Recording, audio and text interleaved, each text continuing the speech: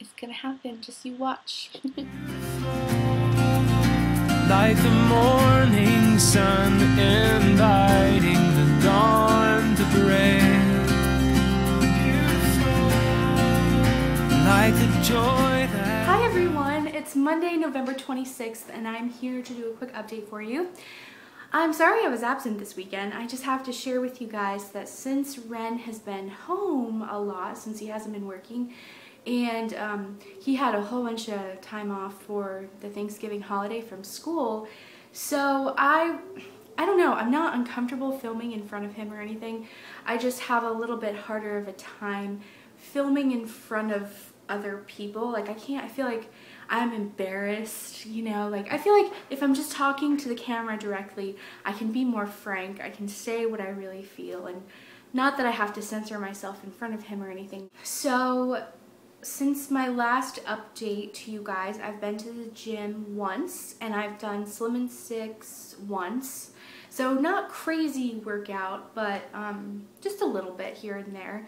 When I went to the gym, I actually did a crazy workout though. It was wonderful. I don't know where that extra motivation really came from, but all of a sudden, I was like, let's go to the gym. And so Ren and I got on our gym clothes and we went, and I was on the treadmill for about 35 minutes doing interval training, and I was running.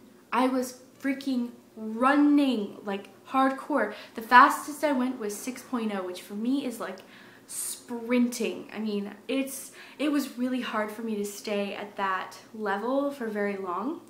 However, I was really pumped, and for some reason I was just like super motivated, and so I ran at 6.0 for 3 songs, not in a row, but like one song and then break, and then another song and then break, and it was amazing. And then the other times that I ran, I was running at like a 5.0, 5.2. And you know what's really funny? I don't know if you guys have experienced this before when you're running or interval training or anything.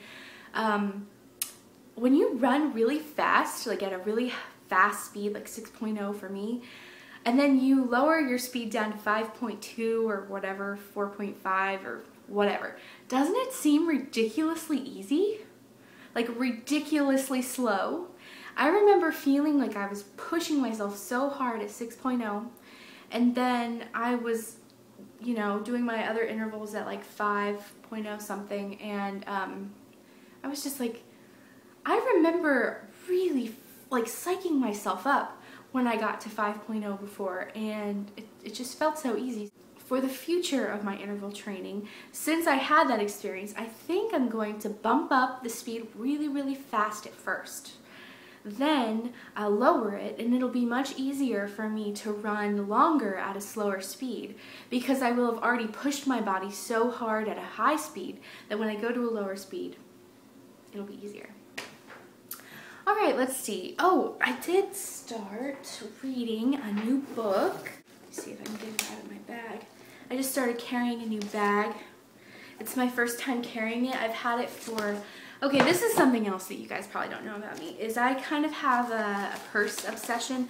Julie totally knows. I mean, for as long as she's known me, since junior year in high school, I have had a purse obsession. Not a thing, I don't really care about shoes, I don't really care about jewelry. I mean, I've kind of started to care about makeup and clothing and stuff like that, but for as long as I have had money to spend on my own, for as long as I've made money of my own, I have been obsessed with buying purses. And let me show you this one. I purchased it from not the last sample sale from Kate Spade, which is going on right now, but the one before that, which was like back in September, for my birthday present to myself. This is my first ever patent leather purse, and I found that it's a little awkward to carry because it doesn't have like a big strap, and these don't fit around like comfortably around my arm here. So I'm kind of just getting used to it. I just started carrying it today, but decided to share that with you guys.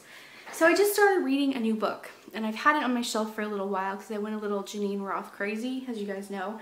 And this is called Feeding the Hungry Heart, The Experience of Compulsive Eating. And I just thought it was really interesting. I think I've probably started reading them in the wrong order. you know. I think Women, Food, and God is one of her most recent books. This one, I feel like this is probably one of her first books that she wrote. I just started it. I'm only on page 4, which is just part of the introduction. I was just kind of into it. I just picked it up last night before I went to bed. This one is really interesting. She has an introduction to the 20th anniversary edition. So this particular book has been out for over 20 years. This book is a compilation of a lot of different stories, not only by Janine Roth. So I'm so excited to read it. It just basically talks about the perspective of compulsive eating from many different women. So really excited to read this. I'd kind of gotten away from reading the past month or so. I mean, for a while there, I was like obsessively reading Eating in the Light of the Moon and Janine Roth's Women, Food, and God. And then I only got about halfway through Women, Food, and God, and I started buying some ebooks. So then or not ebooks, the audiobooks. I was listening to the audiobooks in my headphones, and then I just kind of got in the habit of listening to them and not really picking up a book. But reading is one of my favorite things, so I'm not really sure why I strayed away from it for a little while. But anyway, I have just a few more weeks now until I go to Florida. I'm kind of hoping that I can lose a little bit of weight before I go.